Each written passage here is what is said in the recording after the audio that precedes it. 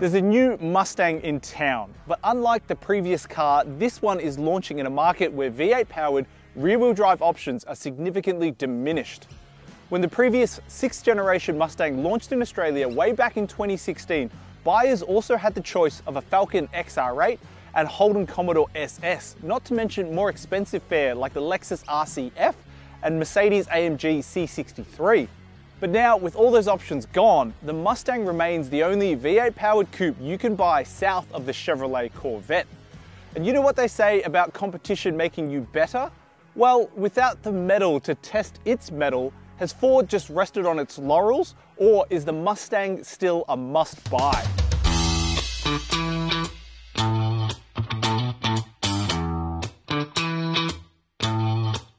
Despite being the most affordable V8 powered coupe in Australia, the new Mustang doesn't exactly come cheap.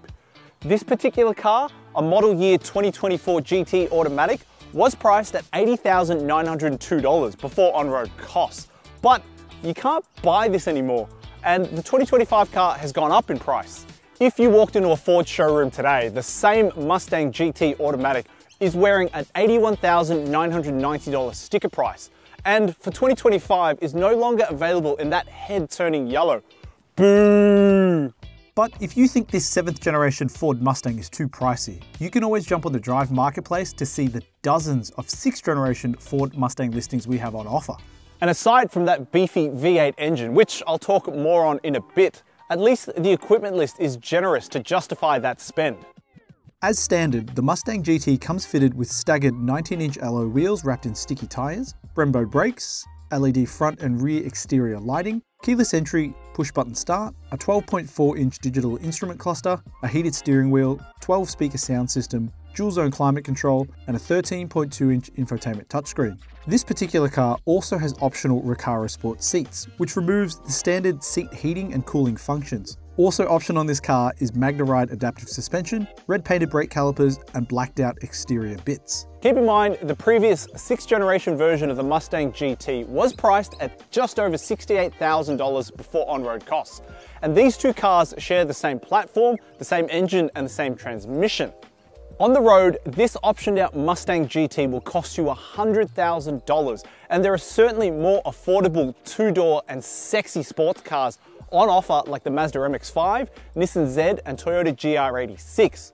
But then again, those cars don't have the Mustang GT's signature party piece, a stonking big V8 engine that turns air and petrol into noise. Popping the bonnet reveals the Mustang GT's 5-litre naturally aspirated V8, which Ford calls Coyote. And while this wily Coyote isn't keeping up with the Roadrunner through the deserts of southwestern United States, with 347 kilowatts and 550 newton meters on tap, it's certainly got enough pep to keep up with any meep meeps. If you liked that joke, don't forget to hit like on this video. And if you hit subscribe, you can stay on top of all of Drive's latest content, as well as all of my bad puns. And paired to that engine is a 10-speed automatic transmission, which sends drive exclusively to the rear wheels. So just be careful with that throttle input if the steering wheel isn't straight. In my time with the car, mostly in inner city environments, I averaged 15.8 litres per 100 kilometres, meaning I would have to fill up every 380 kilometres or so. And with the Mustang taking only the top grade 98 RON petrol, it's going to cost about $125 to fill up each time. So be diligent with that right foot. Wrapped around that gorgeous engine is a gorgeous two-door fastback body style with all the classic Mustang proportions. There's a long bonnet, a high hip line, pumped out rear guards, and of course, pony badging. But new in this generation of Mustang is a bigger bonnet scoop, sleeker headlights, and a more aggressive front bumper. I really dig these 19-inch wheels too, wrapped in meaty 255 and 275 front and rear tires. And I appreciate that Ford hasn't gone too big with the rims here. There's a decent amount of sidewall rubber, and it really adds to the Mustang's sporty appearance. As you'd expect though, with the Mustang being a two-door low-slung fastback, there are compromises in practicality. Pop that boot and, well, there's enough space for golf clubs or weekend bags or carry-on luggage, but probably not all at the same time. But nowhere is this lack of space more apparent in the Mustang than in the rear seats. I'm 185 centimeters tall and sat behind my driving position. I can't even sit up straight. I'm in a lot of agony and a lot of pain. And though on paper the Mustang is a 4-seater, you should probably think of it more as a 2+2. Despite this though, I persevered, and in my time with this car, I actually fit 2 car seats back here, with great difficulty, mind you. And amenities in the rear seats don't include much. I mean, you get seat belts and a small window, but if you wanted cup holders or even backseat mat pockets, sorry, you're out of luck here. But then again, this is a 2-door low-slung coupe. What did you think the space in the backseat would be like? If you're going to buy a Mustang and regularly use the rear seats though, I'd recommend you pick up the convertible, because at least with the roof folded, the rear occupants have unlimited headroom. But of course, a Mustang is all about the driver, and here in the front seats of this Ford model, it's plenty amenable to full-sized adults. You sit nice and low down in these sports seats, and there's plenty of adjustability in the steering wheel, so you can feel nice and ensconced in the cabin. The materials in here though, well, it's a bit of a mixed bag. There are some nice appointments like these Recaro leather seats, but also some low rent hard plastics and less than supple leather. Storage options in here as well, they're not great. I mean, at least you get a door pocket, there's a wireless smartphone charging tray, cup holders, and a really awkward to open underarm storage cubby. But let's talk about some of the cool features in this Mustang. Overall, I'd say this latest Mustang's interior is a good mix of old and new school, encapsulated perfectly by this handbrake. Though it looks like a traditional handbrake that you would pull and click into place, give this one a yank and it just falls right back down. And that's because it actually activates the Mustang's electronic park brake, and to disengage, you just push it down. So why is there a lever here if it's all electronic? Wouldn't a simple flap or button suffice? Well, when driving, it actually works in conjunction with this car's new drift mode and locks the rear wheels to easily induce oversteer. Obviously, I've not tried this feature out on public roads, but if you ever want to channel your inner DK, this is a neat modern solution wrapped in a retro theme. This mix of old and new also extends to the instrument cluster, because while it's all digital, you can actually select specific gauges from the original 60s Mustang, the Fox body of the 80s, or even an SVT Cobra. How cool. But of course, modernizing this interior is this massive 13.2-inch infotainment touchscreen with functionality for wireless Apple CarPlay and Android Auto, as well as inbuilt satellite navigation.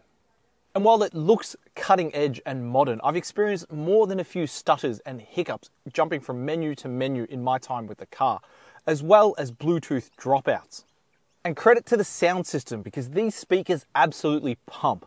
But when you're behind the steering wheel of a Mustang GT, there's only one soundtrack that feels appropriate for the occasion.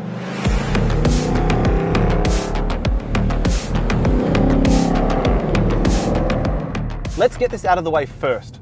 The Mustang might look like a sports car, it might sound like a sports car, but this isn't a sports car. So what is it? Well, it's all in the name, Mustang GT, with those last 2 letters standing for Grand Touring, or a car that's designed to chew through lots of kilometers quickly with a sense of occasion.